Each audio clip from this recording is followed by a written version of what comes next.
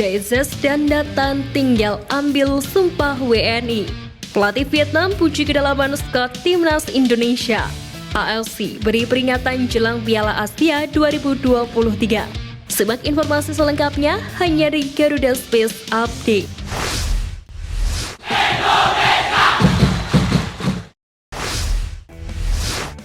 Calon pemain naturalisasi Timnas Indonesia, Ragnar Oratmangun sukses mengantarkan Fortuna Sittard meraih kemenangan.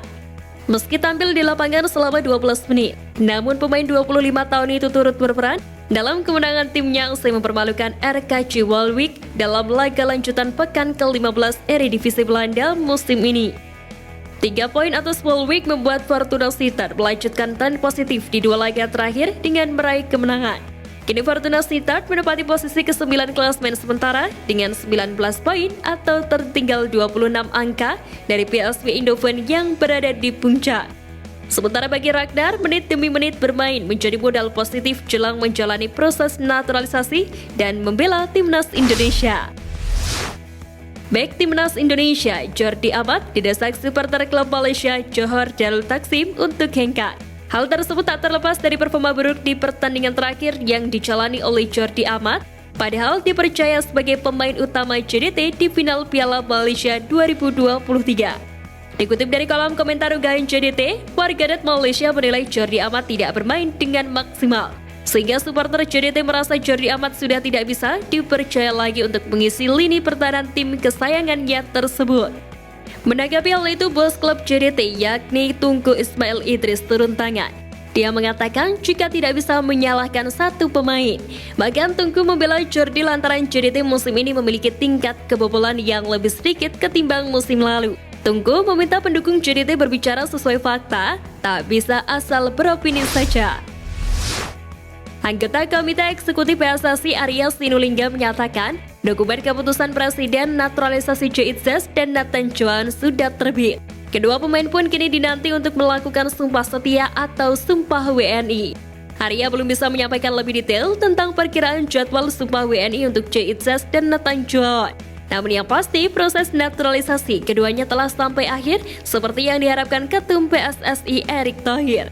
Berbeda dengan era sebelumnya, proses naturalisasi pemain keturunan di era Erick Thohir tampak lebih cepat. Hal tersebut menguntungkan bagi skuad Garuda yang akan menjalani event bergengsi seperti Piala Asia 2023 dan kualifikasi Piala Dunia 2026. Selain memastikan sumpah WNI JITZES dan Nathan Johan, Arya Sinulinga memastikan bahwa PSSI juga sudah resmi mengajukan perpindahan federasi untuk Justin Hubner. Bahkan nama Hubner sudah dimasukkan pelatih Timnas Indonesia, Sintayong, dalam daftar awal 50 pemain Timnas Indonesia untuk Piala Asia 2023. Justin Hubner bisa dimasukkan dalam daftar tersebut karena sudah mengantongi paspor Indonesia. Kehadiran Justin Hubner tentu akan menjadi amunisi berharga. Pasalnya selama TC, Timnas Indonesia akan menghadapi lawan-lawan berat dalam laga uji coba. Adaptasi selama pemusatan latihan diperlukan guna membangun chemistry di laga sesungguhnya di Piala Asia mendatang. Timnas Libya dikabarkan akan segera berangkat ke Turki untuk mempersiapkan diri jelang melawan Timnas Indonesia di laga uji coba. Itu berarti para penggawa Timnas Libya rela tahun baruan di negara orang lain, meski sejatinya jadwal melawan Timnas Indonesia baru akan berlangsung pada awal Januari 2024 mendatang. Selain menghadapi Timnas Indonesia, Timnas Libya juga akan beruji coba menghadapi Guinea. Itu artinya Libya akan 3 kali melakoni laga uji coba selama periode awal tahun 2024. Diketahui Libya melakoni sejumlah agenda tersebut guna mempersiapkan tim untuk mematangkan diri jelang lanjutan kualifikasi Piala Dunia 2026. Pelatih Vietnam Philippe Troussier secara terang-terangan memuji Timnas Indonesia jelang berjumpa di Piala Asia 2023. Dikutip dari akun TikTok Sisi Sepak Bola pada 11 Desember 2023, pelatih berkebangsaan Prancis itu melontarkan pujian terhadap skuad merah putih saat ini. Mantan pelatih Timnas Qatar di gelaran Piala Asia 2004 itu menyatakan bahwa Timnas Indonesia saat ini memiliki kedalaman skuad yang mumpuni dan bahkan dikatakannya lebih baik dari Timnas Vietnam yang saat ini dibesutnya. Kendati demikian, Timnas Indonesia harus tetap waspada dan tak boleh menelan mentah-mentah pujian tersebut. Karena bisa jadi apa yang diungkapkan oleh Troussier merupakan sewar dan menjadikan Indonesia seolah berada di atas angin. Namun terlepas dari hal tersebut, pertemuan kedua kesebelasan memang kerap menjadi sebuah pertandingan yang ditunggu-tunggu. Termasuk dalam beberapa waktu ke depan, kedua kesebelasan akan kembali saling jegal di pentas Piala Asia 2023 pada bulan Januari mendatang, serta di babak kualifikasi Piala Dunia 2026 zona Asia putaran kedua. Konfederasi Sepak Bola Asia mengingatkan timnas Indonesia dan Vietnam jelang tampil di Piala Asia 2023. AFC meminta dua wakil ASEAN itu untuk mewaspadai penyerang muda Irak Ali Al-Hamadi. Pasalnya Ali telah membuktikan kualitasnya bersama AFC Wimbledon di League 2 atau kasta keempat dalam sistem Liga Inggris 2023-2024. Bersama AFC Wimbledon, Ali telah mencetak 10 gol dan 5 assist dari 18 penampilan di League 2. Berkat penampilan apiknya bersama AFC Wimbledon, Ali Al-Hamadi pun mendapat panggilan ke timnas Irak senior. Sejauh ini dia telah tampil sebanyak 11 laga dan menyumbangkan 3 gol.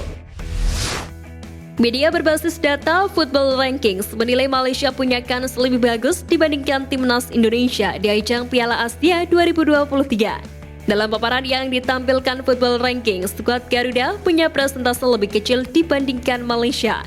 Hal itu baik dalam peluang jadi juara atau runner-up grup maupun peluang di babak-babak selanjutnya. Malaysia dinilai punya peluang sebesar 1,56% untuk jadi juara grup dan 11,52% untuk jadi runner-up grup sebab tergabung bersama Korea Selatan, Jordania, dan Bahrain. Sementara timnas Indonesia yang tergabung di grup D bersama Jepang, Irak, dan Vietnam hanya memiliki peluang sebesar 0,15% untuk jadi juara grup dan 7,12% jadi runner-up grup. Penggunaan wasit asal Jepang di pekan ke-22 BRI Liga 1 yakni Futoshi Nakamura dan Yasuke Araki terus jadi perbincangan. Futoshi Nakamura memimpin pertandingan Persib Bandung melawan Persik Kediri di Stadion Gelora Bandung Lautan Api Kota Bandung. Sedangkan Yusuke Araki bertugas di pertandingan Persita Tangerang melawan Persikabo 1973. Mantan manajer Pelita Jaya lalu Bara Satria Wangsa merasa berterima kasih kepada PSSI yang mengambil keputusan untuk menggunakan wasit asing karena sudah ada kerjasama dengan Federasi Sepak Bola Jepang terkait pengadil lapangan. Lalu Bara menjelaskan bahwa Liga 1 Indonesia memerlukan wasit asing guna menjadi contoh bagi wasit lokal yang kerap melakukan kesalahan. Sebab selama wasit asing memimpin, para wasit lokal bisa mengamati atau dilibatkan sebagai wasit cadangan.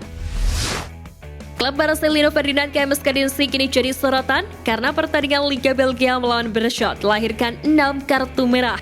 Media Belanda 433 menjadi salah satu media yang menyoroti jumlah kartu yang banyak dikeluarkan wasit dalam pertandingan tersebut. Selain 6 kartu merah dalam pertandingan tersebut juga terdapat 5 pemain lain yang mengantongi kartu kuning.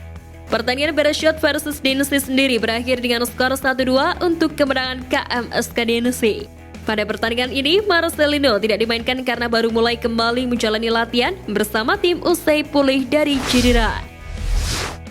Sekian Flash News kali ini Sobat Garuda, mari terus dukung perjuangan Timnas Indonesia. Nantikan Flash News Edition dari Garuda Space selanjutnya.